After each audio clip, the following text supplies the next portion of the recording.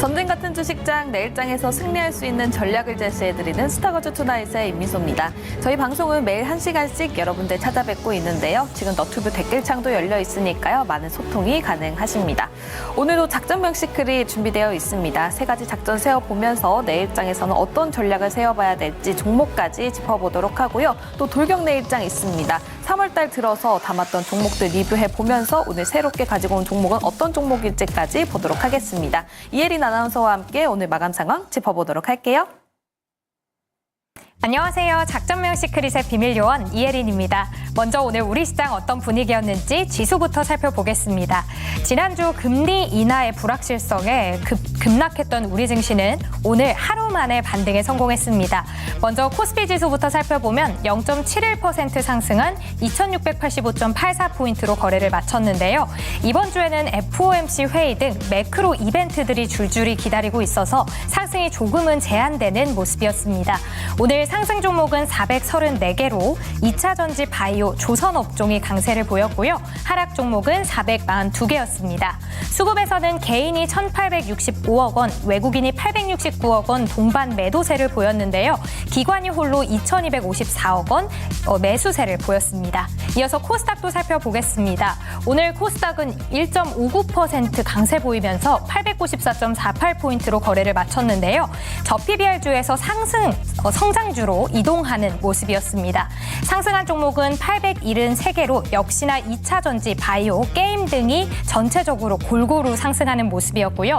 하락 종목은 672개입니다. 수급에서는 개인이 홀로 2,500억 원 넘게 매도세를 보였지만 외국인과 기관 동반 매수세로 코스닥 지수를 끌어올렸습니다. 이어서 오늘의 작전 리스트 살펴보겠습니다. 첫 번째 작전입니다. 미국의 앱트로닉이 벤츠 공장에 휴머노이드 로봇을 공급합니다. 앱트로닉은 휴머노이드 로봇을 개발하는 업체인데요. 이 앱트로닉의 로봇 아플로가 벤츠의 자동차 제조 라인에 배치가 됩니다. 그래서 부품도 검사를 하고 물건을 옮기게 되는데요.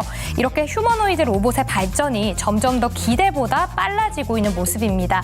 그리고 오픈 AI의 로봇이죠. 피규어 원도 나 뭐 좀 먹어도 돼? 라는 물음에 물론 하면서 사과를 건네주기도 하는데요. 이렇게 AI 발전으로 로봇의 역량도 덩달아 상승할 걸로 기대가 되고 있습니다. 이어서 다음 작전 살펴보겠습니다. AI 열풍에 주목받는 전력 설비입니다. 증권가에서는 이번 주 주목 테마로 전력 설비 테마를 꼽았는데요. AI 모델이 고도화될수록 다뤄야 하는 정보가 더 많아지기 때문에 전력 수모도 증가를 합니다. 챗 GPT를 한 번 검색할 때 구글 검색보다 무려 10배나 넘는 전력이 소모된다고 하는데요. 이렇게 뒷받침해줄 전력 인프라 시장도 역시 급부상할 수밖에 없겠죠. 그리고 내일부터는 GTC 2024가 시작이 됩니다. 그래서 AI가 또다시 부각이 되면서 전력 설비 테마 역시도 수혜가 기대되고 있는데요. 앞으로 AI 밸류 체인이 어디까지 확장될지 함께 관심 가져보시면 좋을 것 같습니다.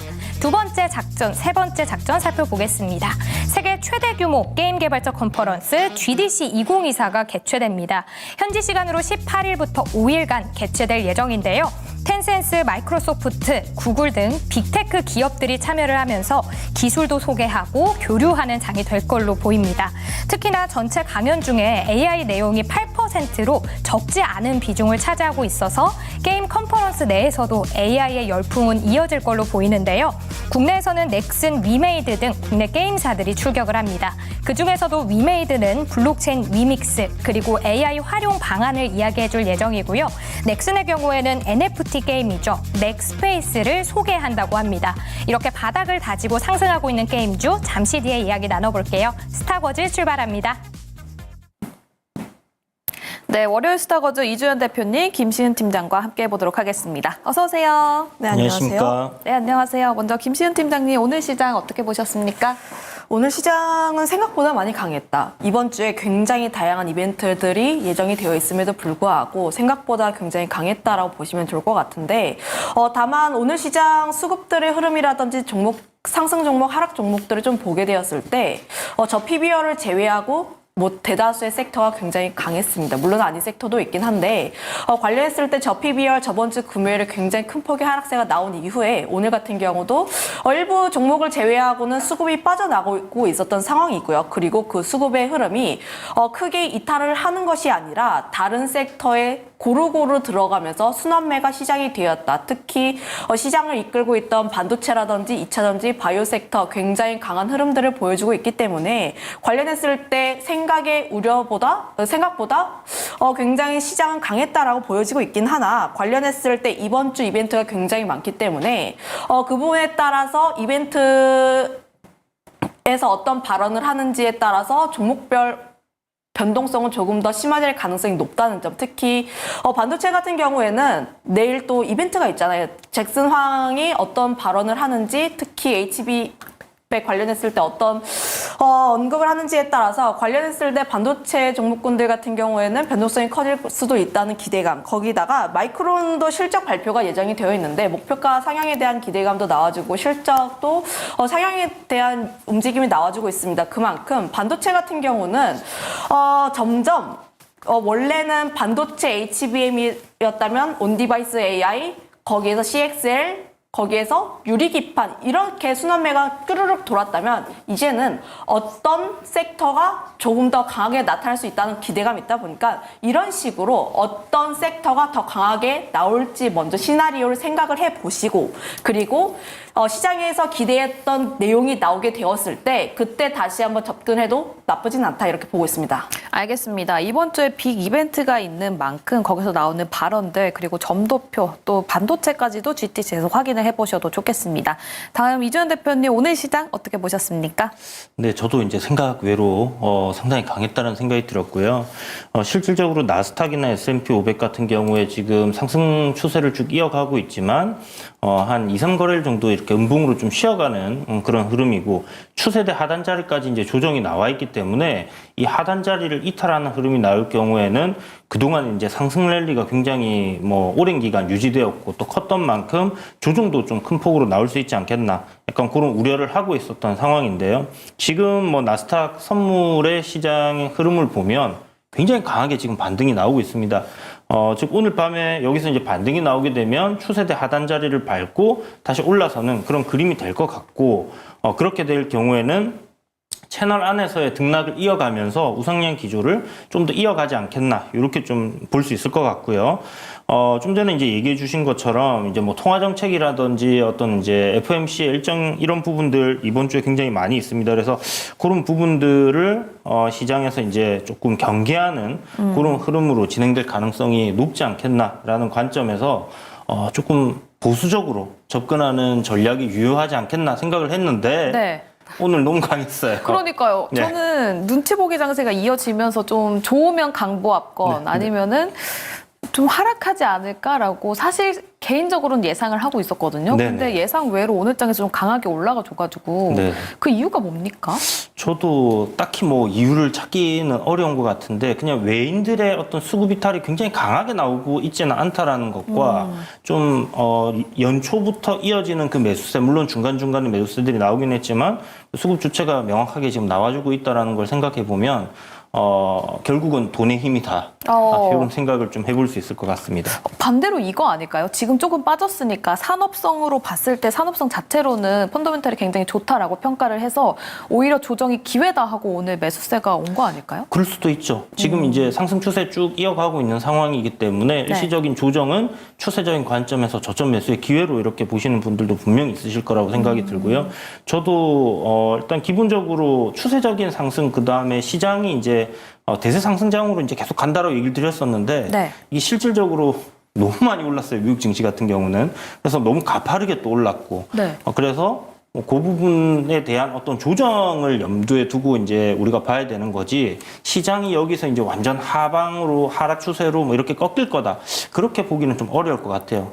그래서 결국은 조정은 우리가 또 하나의 매수 기회가 될 수 있다라는 부분인데 네. 그건 현금을 들고 있을 때 이야기가 되지 그쵸. 않습니까? 그래서 비중 관리를 잘 하셔야겠다 이런 생각이 들었습니다.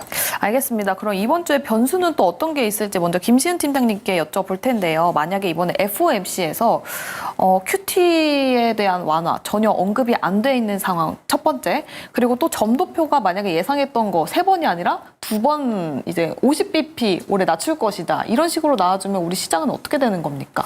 하방이 크게 열릴 수도 있겠죠. 아, 크게 열려요? 네, 아무래도 지금 지수단을 보게 되었을 때 계속 2,700에 대한 테스트를 계속해서 하고 있습니다.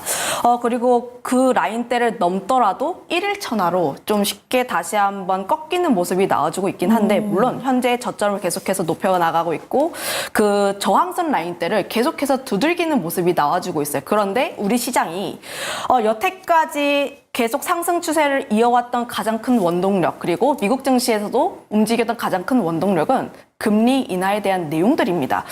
물론 최근 들어서 금리 인하의 시기가 조금씩 늦춰지고 있긴 하나 점도표에 대한 변화가 나올 시 혹은 QT에 대한 내용이 구체적으로 나오지 않았을 때 굉장히 생각하기 싫은 최악의 상황인데 그런 경우가 나왔을 때 우리 같은 경우는 좀 단기적인 변동성을 생각을 해볼 필요가 있겠고 다만 이런 부분 같은 경우에는 좀 방향성 같은 경우는 계속 추세적으로 나아갈 수밖에 없고 시간의 문제라고 보여지고 있어서 오히려 눌렸을 때 계속해서 관심 있게 볼 수 있는 산업적으로 성장하고 있는 종목군들 같은 경우는 우리가 저점 매수의 기회로 활용을 해볼 수 있지 않을까. 결국 우리나라 증시 같은 경우도 2,700을 뛰어넘기 위해선 경기 회복에 대한 시그널도 나와줘야 되고 네. 저 PBR이라든지 이런 쪽에 대해서 움직임이 나와줘야 합니다. 물론 저 PBR 같은 경우는 단기간에 변동성이 살짝 나와주고 있긴 한데 관련했을 때 저는 여전히 그래도 기대감을 가져볼 만하다. 단기적으로 좀 실망감은 나왔지만 우리가 생각을 못했던 그런 내용들도 아니고 2차 세미나가 나오기 전까지 우리가 계속해서 기대감을 가져볼 수밖에 없는 상황. 외국인들도 생각보다 이탈이 심하지 않았다 보니까 관련했을 때 이런 점에 대해서 FOMC에서 우리가 생각했던 것 이상의 내용들이 좀 안 나온다면, 네. 좀 안 좋은 내용들이 안 나온다면, 그래도 좀 우리 증시에 대해서 긍정적으로 좀 평가하고 싶어요. 알겠습니다. 그럼 FOMC에서 지금 예상하는 만큼의 점도표가 나와보길 바라보면서 작전명 시크릿 시작해 보도록 하겠습니다. 첫 번째 작전명 확인해 보도록 할게요. 네, 첫 번째 작전명입니다. 벤츠에 올라탄 로봇. 오늘 장에서 로봇 관련된 리포트가 나와주면서 강하게 또 상승세를 보여줬었는데 사실상 지난주부터 로봇의 상승세가 계속해서 포착이 되고는 있었죠. 그래서 우리 김시은 팀장님은 두산 로보틱스를 포트 내에 진입을 시켰고. 네, 맞습니다. 저번 주부터 갑자기 로봇 섹터가 바닥을 딛고 조금씩 올라왔던 상황 속에서 또 리포트도 잘 나왔어요. 네. 원래 리포트가 좀 나오게 되면 많은 투자자분들의 관심을 받게 되고 다시 한번 그 섹터가 주목을 받습니다. 저번 주에는 250페이지가 되는 산업 리포트가 나오기도 했고요. 네. 오늘 같은 경우도 왜 로봇이 이렇게 비싸게 평가가 되는지에 대한 리포트가 발간이 되었는데 그 이유에 대해서 좀 설명을 해보자면 물론 이 방송을 통해서 많은 분들이 로봇과 AI의 결합이라는 이유로 굉장히 많이 설명을 하셨을 것 같아요. 그 리포트 내용들도 보게 되면 이런 내용이 좀 주를 이루고 있는데 결국 AI 섹터의 순환매 속에서 로봇 산업도 결국 수혜를 받을 수밖에 없다. 네. 지금 AI sek터가 뇌의 역할을 하게 되면 뇌를 결국 실행해 줄 수 있는 사람이 필요한데 그 역할을 로봇이 할 가능성이 굉장히 높다라고 보여지고 있습니다. 저 AI, 뇌가 이제 몸을 찾은 거죠? 네, 몸을 찾은 거죠. 지금 네. 보면은 특히 휴머노이드 로봇이라고 해서 굉장히 좀 유행하고 있는데 피규어 01이라든지 옵티머스 이런 쪽에서 계속해서 공개가 되고 있어요. 그런데 우리가 생각을 했던 치킨 하면서 움직이는 것이 아니라 네. 공중제비를 돈다든지 네. 혹은 사과를 직접 집어서 준다든지 점점 사물함처럼 움직이고 있습니다. 기술의 발달이 굉장히 높게 올라왔다라고 생각을 할 정도였는데 네. 그만큼 관련했을 때 로봇의 기술력 자체도 굉장히 올라와 주고 있는 상황. 그러면 현재 로봇 섹터가 실적이 안 나오더라도 앞으로의 성장성을 봤을 때 계속해서 주목을 해야 하는 그런 단계가 아닐까라고 보여지고 있고 특히 우리나라뿐만 아니라 전 세계적으로도 저출산 고령화에 대한 내용은 계속해서 나와주고 있어요. 그러면 우리가 결국 일을 조금씩 덜 하게 될 텐데 이런 인력에 대한 부분을 결국 로봇이 또 차지하게 됩니다. 휴머노이드 로봇이 차지하게 될 전망인데 그 부분에서 지금 잘 진행하고 있을 것으로 기대되는 게 테슬라라는 점이죠. 테슬라가 옵티머스라는 휴머노이드 로봇을 통해서 네. 생산량을 굉장히 큰 폭으로 높일 수 있다라는 전망이 계속 나와주고 있습니다. 원래도 네. 좀 자동차라든지 IT 섹터에서 산업용 로봇이 굉장히 많이 들어가요. 그쵸. 원래 이쪽 산업에서 로봇에 대한 점유율이 굉장히 높았는데 특히 자동차 업종에서 의장 조립 과정 같은 경우는 네. 사람이 직접 해야 됐습니다. 아무래도 조립은 좀 섬세하니까. 네, 조립 섬세하고 유리라든지 뭐 네. 고무라든지 물질 자체가 굉장히 다양하다 보니까 사람이 직접 할 수밖에 없었는데 휴머노이드 로봇이 도입이 된다면 사람이 좀 덜 써도 대체될 수도 있겠네요. 됐겠죠. 물론 네. 우리의 입장에서 슬픕니다. 그렇죠. 요즘 사람을 대체하는 AI가 굉장히 많아지고 있는데 커피도 만들어주니까 네. 로봇이. 네, 그 부분에서 굉장히 슬프긴 하지만 네. 로봇 산업 전반적인 기대감은 충분히 가져볼 수 있다라고 보여지고 있고 거기다가 대기업들도 계속 투자를 하고 있다는 점, 이들이 바보가 아니에요. 특히 돈을 쓰는 부분에 있어서 이것저것 잘 따집니다. 네. 그런데 로봇 산업에 대해서 LG전자도 그렇고 삼성도 그렇고 계속해서 돈을 투자한다는 것은 이쪽 섹터가 돈이 된다. 네. 라고 보시면 좋을 것 같아서 결국 돈이 몰리고 있는 쪽에 우리는 기회를 삼아야 하지 않을까 이렇게 정리하겠습니다. 돈이 몰리고 있는 산업, 그중에서도 로봇을 얘기를 해주셨습니다. 사실 이 로봇에서 보면은 지금까지는 하드웨어의 성능을 높이는 데 집중을 했었잖아요. 네. 근데 여기에 AI가 탑재가 된다면 앞으로 로봇 산업에서 중요시되는 게 어떤 부분이 있습니까? 실질적으로 이제 우리가 로봇이라는 산업이 성장하는 그 부분에서 보면 인구 감소에 따른 생산성은 유지를 해야 되고 네. 관리 비용이라든지 효율성 증가를 이제 추구를 하다 보니까 기업들 같은 경우는 뭐 힘들어요, 좀 쉬어야 되겠어요, 이런 얘기 안 할 거 아닙니까? 쉬는 시간이 필요 없겠네요, 그렇죠. 로봇은. 24시간 풀로 그냥 가동이 되기 때문에 물론 중간에 고쳐주는 거나 이제 그런 부분들 필요하겠지만 네. 그런 쪽으로 이제 계속 생각을 해보면 단순 반복 노동들은 이미 어떤 그 로봇화되어 있는 기계들이 하고 네. 있는 상황이었는데 치킨도 튀기고 그렇죠. 커피도 만들어주고 근데 요번에 이제 피규어 그 로봇에서 봤던 부분이 좀 충격적인 게 뭐였냐면 이제 먹을 걸 좀 줄래라고 했는데 네. 사과를 줬단 말이죠. 네. 이제 그것까지는 그냥 우리가 이해를 할 수 있는데 너 왜 이걸 나에게 줬어? 라고 물어봤더니 네. 얘가 하는 말이 테이블에 먹을 건 그거밖에 없었어라고 얘기를 했단 말이죠. 그러니까 실질적으로 이제 사물을 인지를 하고 상황을 인지하고 거기에서 솔루션을 찾아낸다라는 거를 우리가 파악을 할 수 있었던 것 같아요. 네. 그 말인즉슨 결국 좀 전에 얘기하셨던 하드웨어에 집중하던 부분들이 AI라는 두뇌를 장착하면서 네. 이제 터미네이터 같은 상황이 오지 않겠나. 그러니까요. 사고 네. 진짜 대화가 되겠어요. 그렇죠. 그래서 뭐 아이를 돌봐준다든지 네. 저 같은 경우는 이제 육아가 힘들다 보니까 좀 그런 쪽으로 나아줬으면 좋겠다라는 베이비시터 바람이 있는데 로봇. 그렇죠. 베이비시터 로봇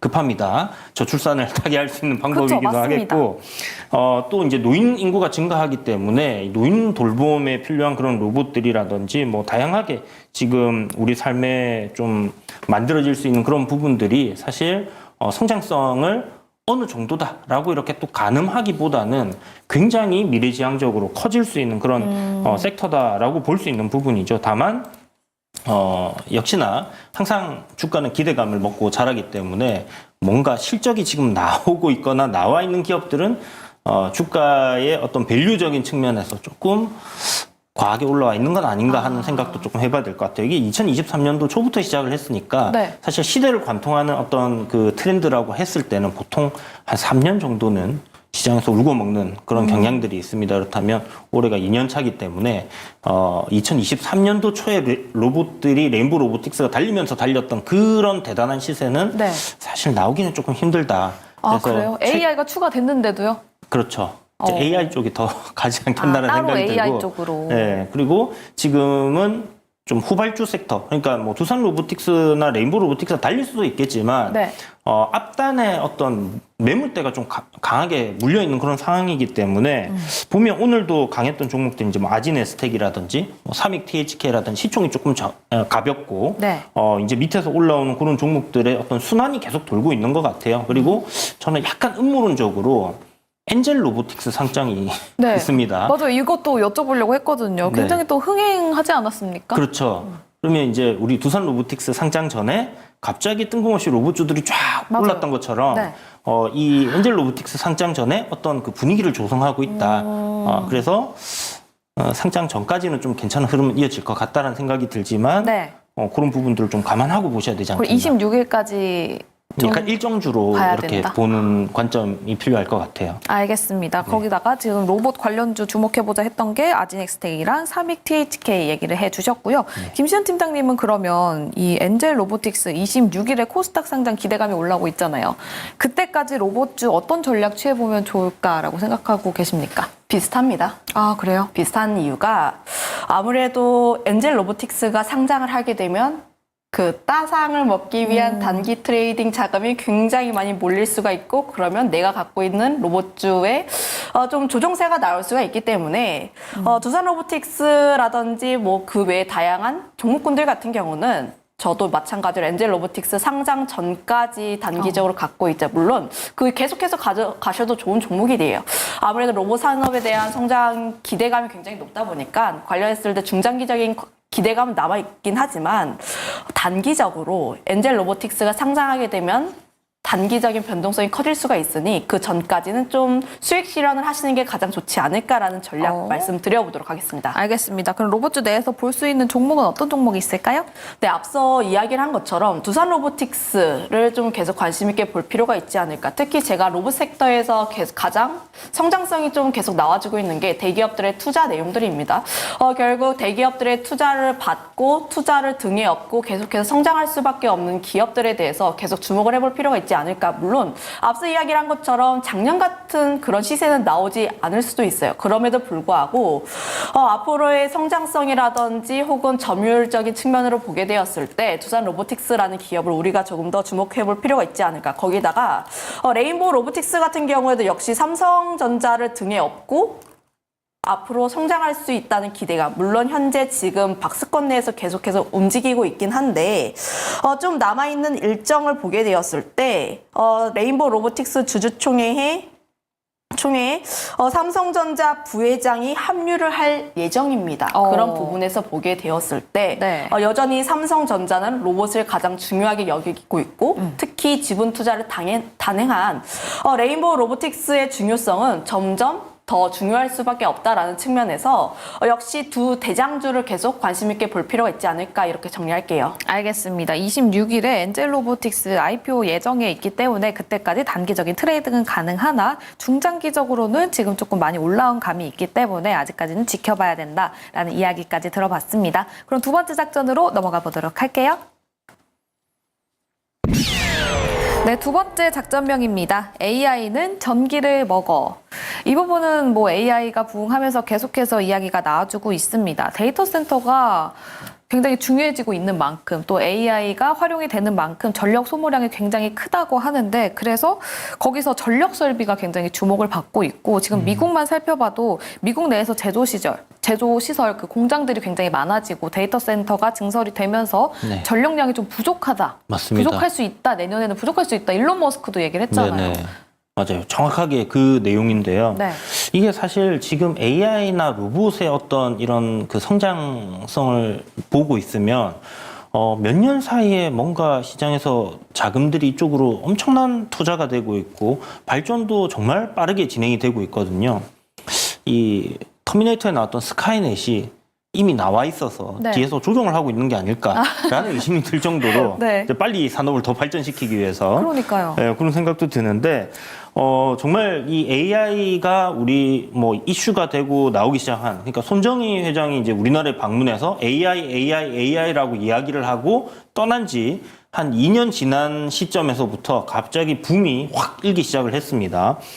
그러면서 지금 각 대기업들, 우리가 알고 있는 글로벌 기업들이에요. 구글, 마이크로소프트, 애플 같은 경우는 지금 엄청나게 비난을 받고 있잖아요. AI 쪽에서 투자가 늦어졌다라고 하면서 이제 거기에 속도를 내야 된다라는 그런 이야기들을 주주들이 계속 하고 있는 그런 상황인데, 그만큼 이제 AI가 시장의 판을 바꿀 수 있는 그런 하나의 키워드다라고 봐야 되는 부분이고, 국가 단위, 그 다음에 기업 단위에서의 엄청난 투자가 이어지다 보니까 생각보다 예상했던 것보다 훨씬 더 빠르게 서버가 증가되고 있고, 그리고 지금 뭐 마이크로소프트에서 챗GPT를 이제 뭐 코파일럿이라는 그런 부분으로 활용을 할 수 있잖아요. 네. 그런 부분에서 이제 사람들 검색량이라든지 이 AI가 어떤 다른 산업에서 제약 섹터라든지 아니면 어떤 설계라든지 하는 부분에서 지금 많이 활용이 되고 있는데, 그 연산량이 기하급수적으로 늘어나고 있다는 거예요. 한마디로 생각을 하고 있는 그 양이, 데이터가 굉장히 처리가 많이 되고 있다 보니까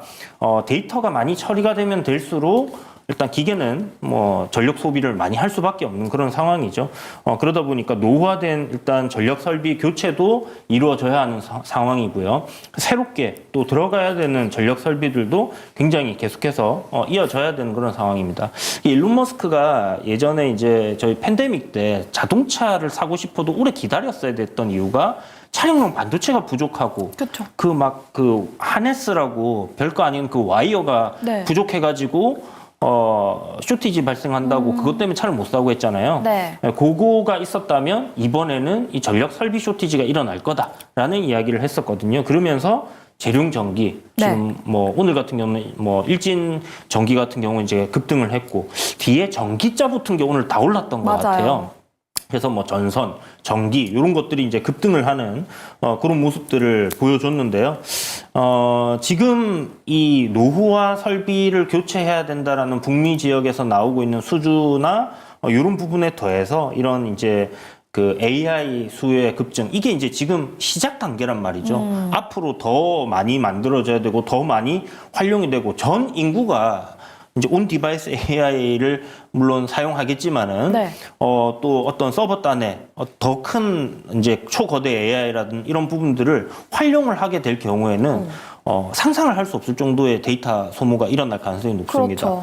우리가 그 구글에 검색하는 데이터, 아까 전에도 이제 설명 들으셨겠지만 뭐 전력 소모가 0.3W 정도, 그 다음에 지금 챗GPT에 검색을 하게 되면 2.9W 정도가 이제 소모가 되죠. 근데 이게 그냥 채팅으로 끝날까요? 영상, 사진으로 또 넘어가죠. 그렇죠. 이제 영상도 소라라는 그게 나왔잖아요. 그렇죠. 그리고 지금 오늘 시간에 보시면 폴라리스 AI라는 종목이 상가를 갔어요.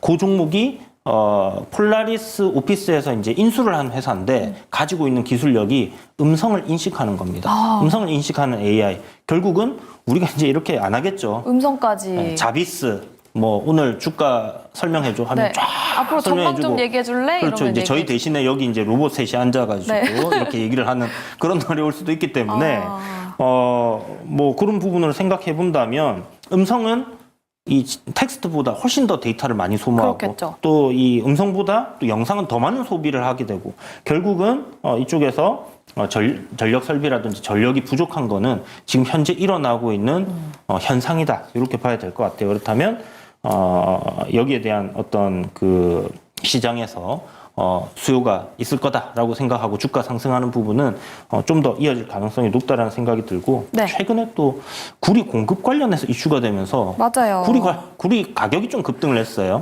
그러다 보니까 오늘 뭐 전선, 뭐 전기 이런 거 관련된 종목들이 좀 같이 움직였는데, 이 부분도 같이 함께 보시면 좀 괜찮지 않겠나 이렇게 생각이 듭니다. 알겠습니다. 전력량이 굉장히 크게 늘어나면서 전력 관련주가 굉장히 크게 올라가고 있었는데, 여기에 더해서 구리 가격이 11개월 만에 박스권을 깨고 또 올라왔으니까 이 부분까지 플러스로 더해져서 관련주가 상승세를 보여주고 있습니다. 그럼 전력 소모량과 관련해서 조금 더 질문을 드려보자면, 김시은 팀장님, 이 데이터 센터 중에서도 전력 이외에도 지금 풍력, 원전, 그중에서도 SMR, 뭐 전력기기 등등등이 주목을 받고 있는데, SMR 쪽은 어떻게 보십니까? 결국 SMR 같은 경우도 앞으로 성장할 수밖에 없는 섹터인 게, 최근 또 리포트도 굉장히 긍정적으로 나와주고 있어요. 특히 우리나라 같은 경우를 보게 되었을 때 그동안 원전 이 주가가 부진했습니다. 하지만 최근 들어서 주가가 움직이고 있는 가장 큰 이유가 AI 섹터의 순환매로 결국은 전력이 굉장히 많이 필요한데 전력을 안정적으로 공급해 줄 수 있는 게 원자력밖에 없다라는 내용들이 돌면서 관련했을 때 부각을 받고 있는 상황입니다. 그 부분에서 보게 되었을 때 결국 전력 소모 굉장히 많이 필요해요. 그런데 결국 그 부분에서 원자력에 대한 부분도 발전할 수밖에 없다는 점, 특히 수주라든지 국내 같은 경우는 두산 에너빌리티가 SMR 관련했을 때 대장주로 보이고 있는 모습인데 결국은 이 부분도 전력 소모에 대한 부분이라든지 가격 상승에 대한 부분 이런 점들로 인해서 결국 수혜를 받을 것으로 보여지고 있어서 우리나라 종목군들 계속 관심 있게 볼 필요가 있으나 네. 두산 에너빌리티 같은 경우는 좀 굉장히 무거운 종목이에요. 이런 종목을 보게 되었을 때 단기간에 상승세가 나와주긴 했는데 매물대를 살짝 맞고 약간 꺾이고 있는 모습입니다. 결국 두산 에너빌리티가 움직이기 위해서 체코 수주전에서 긍정적인 결과를 낼 필요가 있고 특히 뭐 지재권 소송에 대한 부분도 어느 정도 해결이 될 필요가 있다 보니까 단기간에 전력기, 특히 변압기 관련 종목군들처럼 단기간에 급하게 상승을 하기보다는 올라갔다가 약간 쉬어가고 내용들이 다시 한번 또 부각이 되면 올라가는 그런 식의 흐름을 펼칠 가능성이 있어서 네. 결국 AI 섹터의 순환매로 보게 되었을 때 끝단에 있는 것들은 조금씩 다른 종목군들보다 약간 느릴 수 있다는 점은 한번 염두해 보시면 좋을 것 같아요. 알겠습니다. 그럼 전력 설비 관련해서 주목해볼 종목까지 들어볼 텐데요. 먼저 이주연 대표님 보시는 종목 따로 있으십니까? 일단 LS 일렉트릭이 이제 바닥권에서 좀 새롭게 올라오는 종목 중에 하나고요. 기존에 이제 계속 이 관련된 이슈 나올 때마다 HD 현대 일렉트릭이 기존의 대장이었기 때문에 이 종목을 유심히 봐야 된다라고 얘기 드렸는데 이 두 종목에 일단 집중을 해보셔도 좋을 것 같고요. 아니면 요 관련 종목들을 뭐 전체 투자금의 어떤 일정 비율로 바스켓으로 담는 그런 전략도 저는 나쁘지 않을 것 같다 이렇게 생각이 듭니다. 알겠습니다. LS 일렉트릭 이야기 들어봤습니다. 다음 김시은 팀장님 전력 설비 관련해서 보시는 종목 따로 있으십니까? 네, 가장 먼저 대장주라고 할 수 있는 HD 현대 일렉트릭의 주가 흐름을 계속 살펴보자. 물론 이 섹터에 대해서 저희가 한두 번 다뤄본 게 아니잖아요. 네. 그 점에 있어서 굉장히 다양한 종목군들을 소개시켰습니다. HD 현대 일렉트릭이라든지 효성중공업이라든지 재룡전기 LS 일렉트릭 굉장히 다양한 종목군들을 소개드렸는데 이들 종목 전부 다 괜찮은 종목이고 계속 관심 있게 보셔도 좋긴 하나 가장 먼저 대장주라고 할 수 있는 HD 현대 일렉트릭을 가장 먼저 주목을 해볼 필요가 있지 않을까.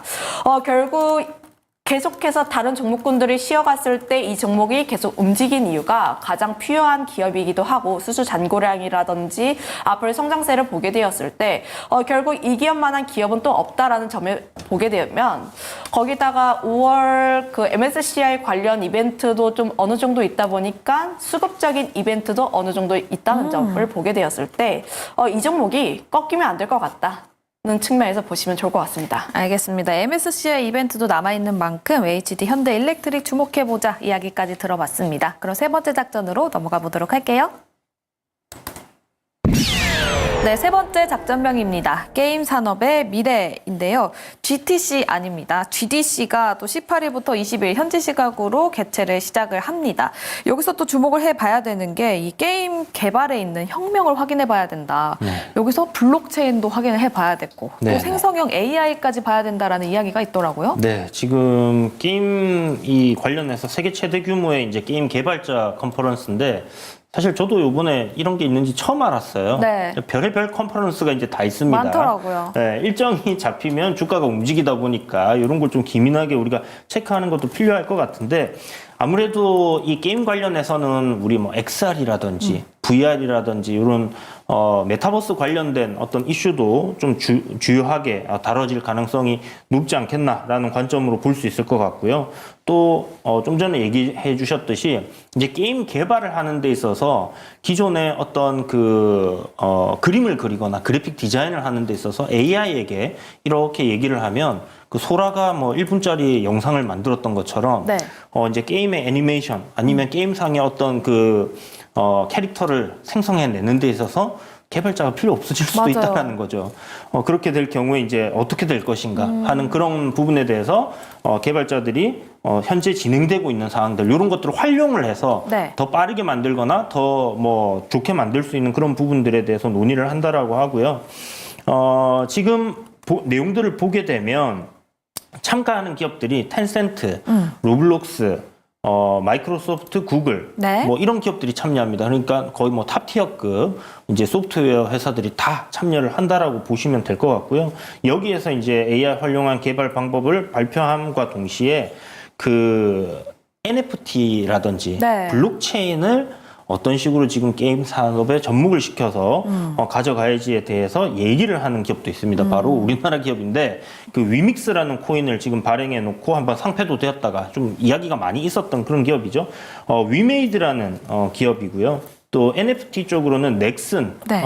글로벌에서 넥슨 페이스라고 해서 요걸 이제 뭐 또 소개를 한다고 해요. 그래서 어떤 내용일지 요번에 한번 자세히 봐야 될 것 같고 이런 기업들이 하고 있는 거 어떤 하나의 플랫폼을 만들어서 거기에 이제 다른 게임들이 이렇게 좀 게임을 개발하는 업체들이 참여할 수 있도록 이렇게 좀 유도를 하는데 위메이드 같은 경우는 기존에 이제 그 블록체인 위믹스에 일본의 어떤 게임 개발사들이 만들어내는 뭐 드래곤 라면인가 하는 네. 뭐 그런 기업들도 있더라고요. 그런 것들 이제 참여시키고 다양하게 게임들을 이제 참여시키고 있는 상황에서 최근에 이제 나오는 뉴스들 보면 금요일 날에 이제 드래곤 플라이라는 소형주긴 하지만 게임 중 하나가 상가를 갔어요. 오, 네. 그래서 내용들을 보면 매출이 작년에 135% 이제 급증을 했다.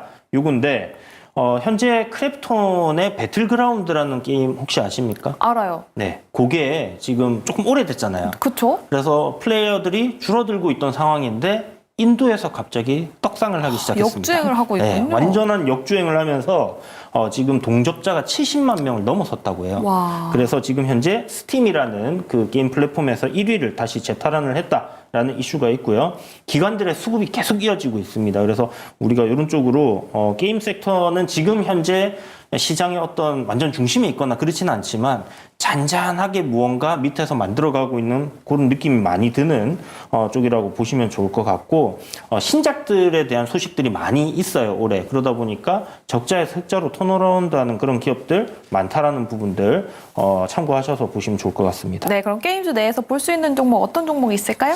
네, 크랩톤이라는 기업 하고요. 요 우상향 기조를 좀 더 이어갈 수 있다 생각이 들고 위메이드라는 기업도 요번에 이제 글로벌 123개국의 나이트크로우라는 이 게임을 출시를 했는데 네. 지금 굉장한 흥행입니다. 그래서 오늘 보시면 이틀 급락이 나왔다가 그걸 하루 만에 또 복구를 하는 급등이 나왔어요. 그래서 이런 흐름이 추세적인 상승으로 이제 이어진다라고 하면 한동안 계속 상승 흐름을 좀 이어갈 수 있지 않겠나. 플러스 뭐 알트코인 중에 위믹스가 네. 잘 간다라면 거기에 더해서 주가도 강하게 갈 것 같다라는 생각이 듭니다. 알겠습니다. 게임 섹터 내에서는 크래프톤과 위메이드 주목해보자 이야기 들어봤고요. 김시은 팀장님은 어떤 종목 보고 계십니까? 네, 저도 마찬가지로 위메이드랑 크래프톤을 좀 관심 있게 보고 있는데 네. 좀 포인트는 같습니다. 아무래도 위메이드 같은 경우에는 나이트크로우가 흥행하기도 하고 위믹스 관련했을 때 다시 한번 움직일 가능성이 굉장히 크다. 변동성이 있는 종목군이긴 하지만 좀 게임이 신작이 얼마나 잘 출시를 하느냐에 따라서 주가의 변동성이 굉장히 잘 갈려요. 왜냐하면 초기에 신작을 출시하게 되면 그때 매출이 가장 높습니다. 그런 부분에서 보게 되었을 때 위메이드도 역시 관심 있게 볼 필요가 있다는 점. 크래프톤 같은 경우도 안정적인 실적과 성장성을 겸비한 기업이다 보니까 관련했을 때 좀 관심 있게 보시면 좋을 것 같은데 추가적으로 하나 더 이야기를 하면 네. 넷마블이라는 종목. 넷마블.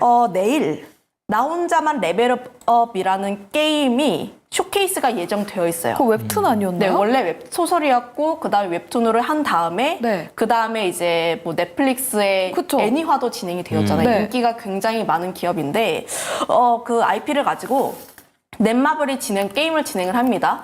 2022년 제 기억으로는 2022년 지스타에서 넷마블이 나 혼자만 레벨업이라는 게임을 좀 이렇게 선 공개를 약간 했는데 그때 반응이 가장 좋았던 게임이 또 나 혼자만 레벨업이었어요. 특히 주력 소비층이 20대에서 30대입니다.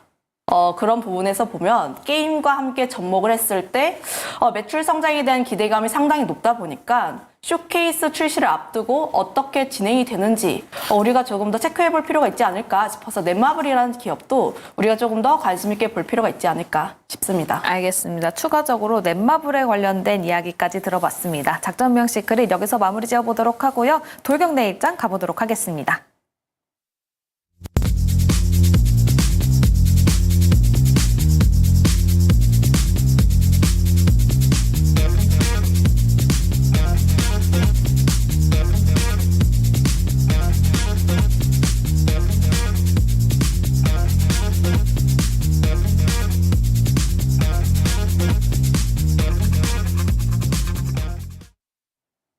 내일장으로 돌격 내일장 시간입니다. 현재 포트 내에 있는 종목들 먼저 살펴보도록 할 텐데요. 이주연 대표님, 김시은 팀장님 두 분 모두 네 종목을 가지고 있습니다. 이주연 대표님 KT가 2%, 지노믹트리가 9%대, 위메이드 플레이가 16%, 그리고 HD 현대건설기계가 8% 수익률을 보여주고 있고요. 김시은 팀장 효성중공업이 11%, 현대로템이 10%, 두산 로보틱스가 6%, 비올이 14% 수익률을 보여주고 있습니다. 먼저 이주연 대표님의 위메이드 플레이 16% 수익률을 보여주고 있는데요. 관련 리뷰 들어보도록 할게요. 네, 이제 위메이드 플레이를 이야기 드렸을 때 그 게임주들 그 위메이드에 대해서 설명을 좀 드렸었죠. 좀 전에 이제 글로벌 출시를 한다라는 부분에 대해서 설명을 한번 드렸었는데 이게 지금 굉장히 런칭이 흥행을 하고 있습니다. 그래서 26만 명까지 동접자가 나오고 있는 상황이고 지금 이게 이제 며칠 지나긴 했어요. 사실 하루하루가 다르게 데이터가 지금 뽑히고 있는 상황이긴 한데요. 며칠 전에 나왔던 추정치, 그러니까 1매출이 한 10억에서 12억 정도 왔다 갔다 하는 상황입니다. 그러면 한 달로 추정할 경우에는 한 300억 정도, 그리고 분기로 추정한다면 한 1000억 정도의 매출이 여기서 이제 발생을 할 텐데, 그 다음에 나온 뉴스가 뭐 한 7일 만에 뭐 100억을 달성했나? 뭐 이런 얘기들이 있었거든요. 그래서 기사를 조금 찾아보시면 요 관련돼서 매출에 대한 추이를 여러분들이 좀 팔로우를 하실 수 있을 것 같고요. 어찌됐든 뭐 평균적으로 10억에서 한 12억 정도 나온다 했을 때 2분기부터는 실적이 턴어라운드 될 가능성은 상당히 높다. 이렇게 볼 수 있을 것 같습니다. 1분기에도 가능성은 좀 높다라고 생각은 하지만 그래도 이제 3월에 출시를 했기 때문에 이 부분에서 우리가 2분기 실적을 좀 노려봐야 되지 않나라는 생각이 들고요. 위메이드의 주가를 팔로우한다라고 보시면 될 것 같고 그런 관점에서 뭐 위메이드 플레이 지금 보시면 굉장히 장기적인 하락 이후에 상승으로 이런 턴어라운드를 하고 있기 때문에 실적의 턴어라운드, 그 다음에 이 P2E라는 우리나라와 중국을 빼고는 다른 나라에서는 이걸 진행을 하고 있거든요. 그래서 이 나이트크루가 P2E로 인해서 어떻게 성장할 수 있는지 이 부분도 한번 주목해서 보시면 좋을 것 같아요. 알겠습니다. 이주연 대표의 위메이드 플레이 리뷰 들어봤습니다. 다음 김시은 팀장님, 네 종목이 담겨져 있죠. 효성중공업이 11%, 현대로템이 3%, 그리고 두산 로보틱스가 10%, 비올이 14% 수익률을 보여주고 있는데요. 이 중에서 비올 리뷰 들어보도록 하겠습니다. 일단 비올 같은 경우는 제가 목표가 10,000원을 제시를 했는데 달성을 한 상태이다 보니까 관련했을 때 수익이신 분들은 모두 축하드린다라는 내용 먼저 말씀드리고 싶고요. 이 종목이 좀 변동성이 굉장히 큰 기업입니다. 특히 좀 두 거래일 전에 10,000원대 돌파를 하고 좀 밀려 내려오는 모습들이 나와줬는데 이때 기관이라든지 이런 쪽에서는 좀 차익을 내는 모습이 나와주긴 했어요. 하지만 5일선 딛고 다시 한번 견조하게 버텨주고 있는 모습들 오늘 시간 외에서도 약 4% 정도 상승이 나왔습니다.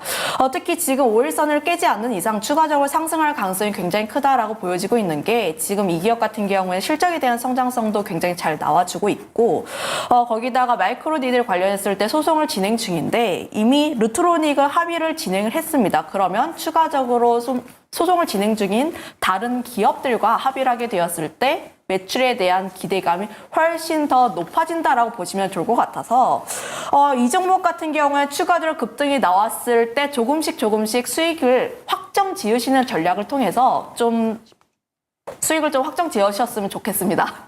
알겠습니다. 비올 관련해서 리뷰 들어봤습니다. 현재 지금 김시은 팀장 40% 수익률을 보여주고 있고요. 이주연 대표 35% 수익률을 보여주고 있는데요. 그럼 내일장에서는 어떤 종목을 가지고 왔을지 상당히 궁금합니다. 먼저 이주연 대표님 어떤 종목 가지고 오셨습니까? 네, 내일장은 HLB 제약이라는 종목이고요. 최근에 주가가 좀 많이 올랐어요. 실질적으로 이제 바닥권에서 보면 이게 너무 많이 오른 거 아니야? 이런 생각이 들 정도로 시총 1조에 좀 근접한 상승 추세를 계속 이어가고 있는 그런 종목인데 3월 말, 이번 달 말입니다. 이번 달 말에 파이널 리뷰, 임상 3상 관련된 이슈가 있죠. 요거 이제 리보세라닙이라는 이 간암 치료제 관련된 부분이고요. 4월 5일 날 미국 암학회에 있고 5월 16일 날 실질적으로 이제 파이널 리뷰에 별 문제가 없다라면 임상 3상 승인을 기대하고 있는 그런 상황입니다. 그래서 기대감 굉장히 높은 상황이고 요 리보세라닙이 미국 FDA 임상 3상 허가를 받게 되면 이게 이제 국내에서는 암 쪽에서는 최초가 될 거고요. 27년 매출 예상치는 2조 7천억 정도 이렇게 전망을 하고 있습니다. 그래서 블록버스터급의 제약이 탄생한다 이렇게 보시고 그런 기대감에 우리가 접근을 하는데 일단 추세 상승각이 좀 가파릅니다. 그래서 리스크 관리를 위해서 일단 손절가를 잘 지켜야 된다는 말씀 먼저 드리겠고요. 네. 매수가는 27,300원에서 29,000원 이렇게 죄송합니다. 네. 시초가 이하 그러니까 오늘 종가죠. 종가 이하로 그냥 이렇게 잡으시면 될 것 같고 네. 손절가는 29,300원, 목표가는 지금 신고가라 사실 어디까지 갈지는 알 수 없어요. 추세 꺾이는 걸 확인해야 되는데 일단 1차적으로는 한 36,000원 정도 잡고 우리가 가보도록 하겠습니다. 알겠습니다. HLB제야 오늘 종가 이하로 분할 매수를 공략해보자라고 이야기를 들어봤고요. 목표가는 36,000원, 손절가는 29,300원 제시해 주셨습니다. 다음 김시은 팀장 어떤 종목 가지고 오셨습니까? 네, 조선주 중에서 가지고 왔는데 하나오션이라는 기업 좀 관심 있게 보시면 좋을 것 같습니다. 미중 간의 갈등으로 다시 한번 조선주가 부각을 받고 있습니다. 결국 중국 조선 쪽에 대한 좀 견제가 계속 나오게 되면 국내 조선 쪽에 대한 수혜가 나올 수 있다라고 보여지고 있는데 관련했을 때 물론 직접적인 수혜는 좀 제한적일 가능성이 조금 더 커요. 하지만 센티적으로 봤을 때 좀 긍정적으로 나와주고 있다 보니까 관련했을 때 기대감은 좀 나와주고 있다라고 보시면 좋을 것 같습니다. 그동안 다른 조선주들 대비했을 때 하나오션이 좀 주가가 부진했던 이유가 첫 번째로는 실적이 좀 잘 안 나왔었고요. 두 번째로는 유상증자에 대한 부담감이 굉장히 컸는데 작년에 1조 5천억 규모의 유상증자를 실시를 했는데 아직까지 이 증자가 크게 집행된 것이 없어서 미국 필리조선소를 인수 추진할 가능성이 굉장히 높아진다라고 보고 있습니다. 그러면 미국 쪽으로 진행을 하게 되면 미중 간의 갈등에 따라서 수혜를 받을 가능성이 굉장히 크다라고 보여지고 있고요. 이 조선소를 인수를 하게 되면 결국 또 관련했을 때 방산과 함께 또 연결이 됩니다. 필리조선소가 주력으로 하고 있는 게 군이라든지 정부 쪽에 대한 수주를 많이 받고 있다 보니까 관련했을 때 연결 지어보면 결국 방산과 함께 연결이 된다라고 보시면 좋을 것 같아요. 거기다가 하나그룹주 자체가 방산에 굉장히 강합니다. 하나에어로스페이스라든지 하나시스템 굉장히 방산에 주력인 계열사가 굉장히 다양하다 보니까 관련했을 때 시너지는 상당히 나올 것으로 기대를 하고 있다는 점, 거기다가 MRO 관련한 기대감 나와주고 있다 보니까 현재 하나오션 같은 경우는 바닥권에서 지금 올라가고 있는데 120선이라는 좀 심리적 저항대를 강하게 뚫고 올라왔다 보니까 추가적으로 상승할 가능성이 굉장히 크다라고 보여지고 있습니다. 네, 그럼 가격 전략 들어볼까요? 네, 매수가 같은 경우를 보면 좀 분할적으로 접근해 보시면 좋을 것 같은데 27,300원에서 29,000원 사이까지 분할적으로 접근을 해보시면 좋을 것 같고 목표가는 34,000원 그리고 손절가는 23,000원 제시하겠습니다.